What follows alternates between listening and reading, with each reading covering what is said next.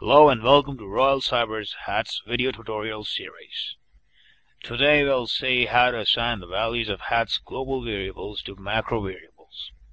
This actually is quite a handy feature in HATS which enables us to utilize the values of HATS global variables while a macro is playing and make decisions based on these values. We're going to show this feature with the help of an example scenario. Consider this whole screen. Here we have a history display screen with a list of dates. Each date has its input field to its left. For example, the input field for the first date is located to its left, and similarly for the other fields for the other dates. The input field for the first date is located at row number 7 and column 3, as you can see in the bottom right. To view the transactions corresponding to a particular screen date, the user needs to type an X in the input field corresponding to the date and send an enter command to the mainframe to view the data corresponding to it. So here's the transformation of the whole screen that we just saw. A link widget renders the dates into a clickable list. Here you can see the row and column on the first date. Now, upon clicking any date, an X is sent to the corresponding input field on the mainframe along with an enter key. When this happens, the mainframe screen changes and a macro is played on the resulting screen. This macro gathers data from various other screens. Now when the macro is playing, it encounters a host screen which is very similar to the date selection screen that you just saw. Now how does the macro know which date was selected on the first screen? Here lies a problem. We need to select the same date on the new screen that you selected before, but this time inside the macro. So here's what we're going to do. We'll save the row and column values of the click date in two global variables, and one for row, one for column, and then we're going to use these values inside the macro to select the correct date whenever a date selection similar to the previous one that we saw appears. So let's go to our HATS environment. You can see our macro open in the Visual Macro Editor, Advanced Editor in the first and second tabs, and third tab has a JSP that contains the code for setting our global variables. Let's take a look at the JSP.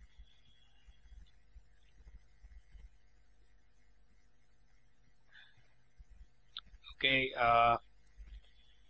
here we are in the design view. This is the widget that's rendering the dates into clickable form. Let's see some code corresponding to that.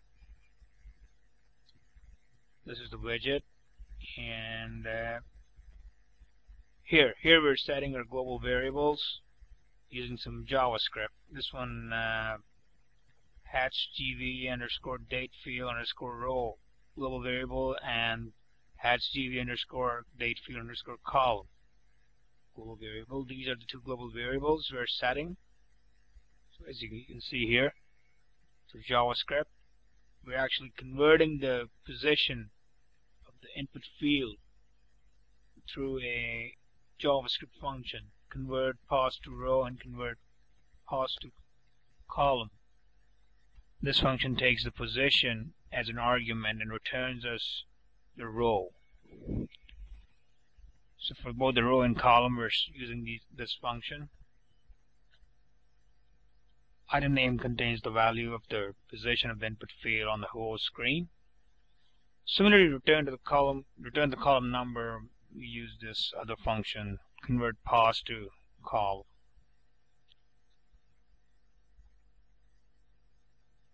This one. Okay, so now let's go to the Advanced Editor, where we need to perform some steps to enable macro variables. This is the first step. You can just select this option, I'll just open up.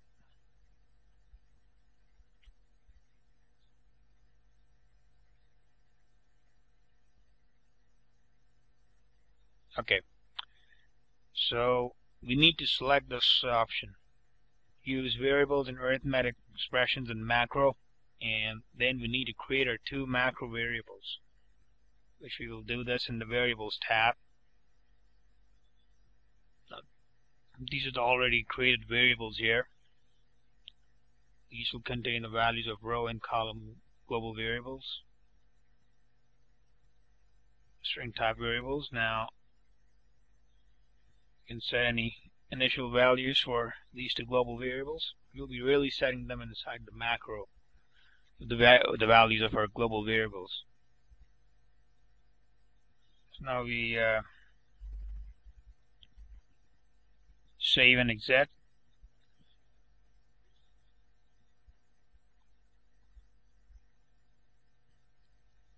Let's go to the visual macro editor, where we will assign the values to our macro variables or populate them.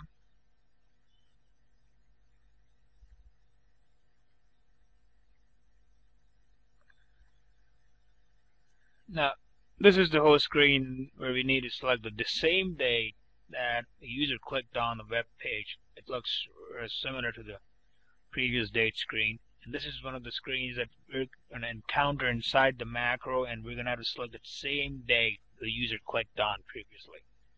We'll go back to the visual macro editor. Now let's go to screen 6.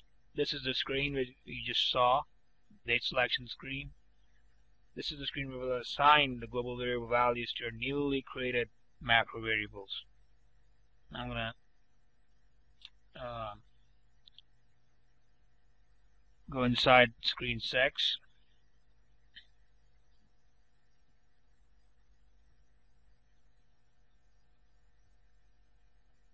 Let's go to actions associated with screen 6.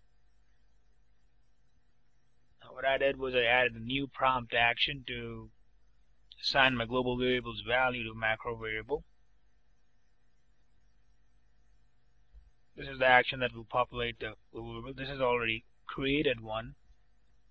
Just assign a prompt name here, any name here. Then we need to check this box, see if value to a macro variable, and select your macro variable that you've created previously from this drop down list here. We're going to populate the row macro variable here, so I'm going to select that and check this box. Do not insert value into field, because we're not going to send the global variables values directly to the whole screen. Now next, select this one, set prompt to global variable, and let's select the #dv underscore date field underscore row global variable from the drop down. Now basically this prompt action is assigning the value of the global variable to the macro variable. This is our main objective. This screen we're doing that. So this is for the row. Same goes for the column. Global variable to macro variable. Do the same thing. Prompt name. Select the variable here, column global variable, and also these two check boxes. You need to check, and then you set the prompt to the column global variable.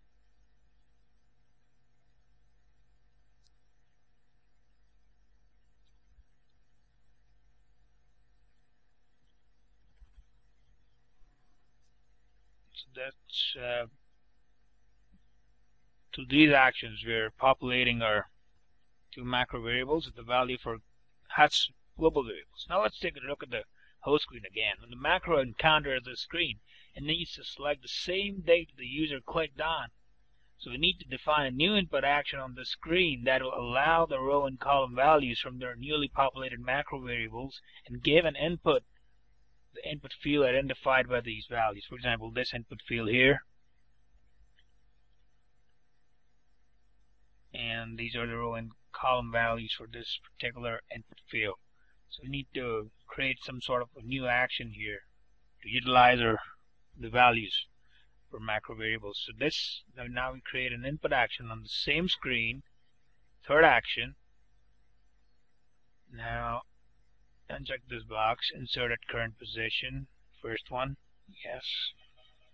And now use the macro variable names as the values for row and column. These macro variables contain the values of the row and column of the click date, which were assigned using global variables. We'll send this input string just below this, x plus enter at the position specified with the above row and column values. These are the different input fields for the different dates, as you can see here, and the correct date will be dynamically selected on this screen, depending on what values do these row and column macro variables contain.